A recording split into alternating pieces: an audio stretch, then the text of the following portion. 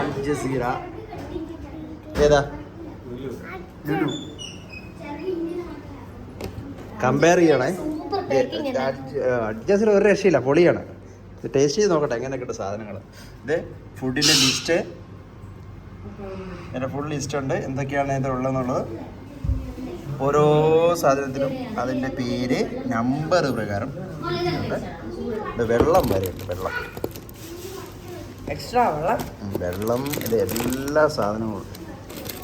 പിന്നെതാ ഉണ്ണിയപ്പം, ഉണ്ണിയപ്പം, പഴം, ഉപ്പൊക്കെ വന്നേക്കുന്നുണ്ടോ, സോൾട്ട്. അതെ. ഞാൻ അടുത്തത് ലുലുവിൻ്റെയാണ്. ലുലുവിൻ്റെ നോപ്പൺ ചെയ്തേ, നോപ്പൺ ചെയ്തേ. ഓക്കെ. ഇത് പക്ഷേ സാധനങ്ങൾ കുറവാണ്, പക്ഷെ അതൊന്നും മാർക്ക് ചെയ്തിട്ട് കാര്യങ്ങളൊന്നുമില്ല. എന്നതായി ചിക്കൻ, പപ്പടമായിരിക്കും മിക്കവാറും. പപ്പടം, പായസം. ഒന്നിനും മാർക്കിങ്ങോ കാര്യങ്ങളോ ഒന്നുമില്ല. പക്ഷെ ഇതോട്ടോ, ഇതൊക്കെ എന്താ ഇത്? ശർക്കര വരട്ടി അച്ചാർ പൊട്ടിയതോ?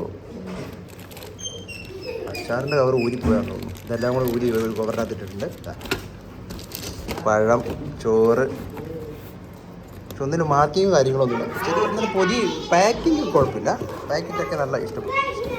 സാധനം ക്വാണ്ടിറ്റി കുറവാണെന്ന് തോന്നുന്നു, എണ്ണവും കുറവാണ്. ഇതെത്രയാണ് ഇതിൻ്റെ റേറ്റ് വന്നേ? 2400.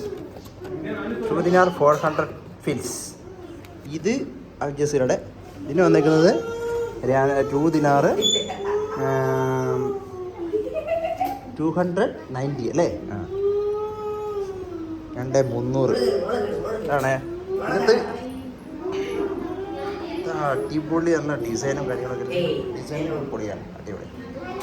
ഇതാണ് എനിക്ക് കുറച്ചുകൂടെ കംഫോർട്ടായിട്ട് തോന്നിയത് അൽ ജസീറ. അപ്പം ഈ മത്സരത്തിൽ അൽ ജസീറ വിജയിച്ചിരിക്കുകയാണ്. ഓക്കെ, കഴിച്ചു നോക്കിയിട്ട് അഭിപ്രായം.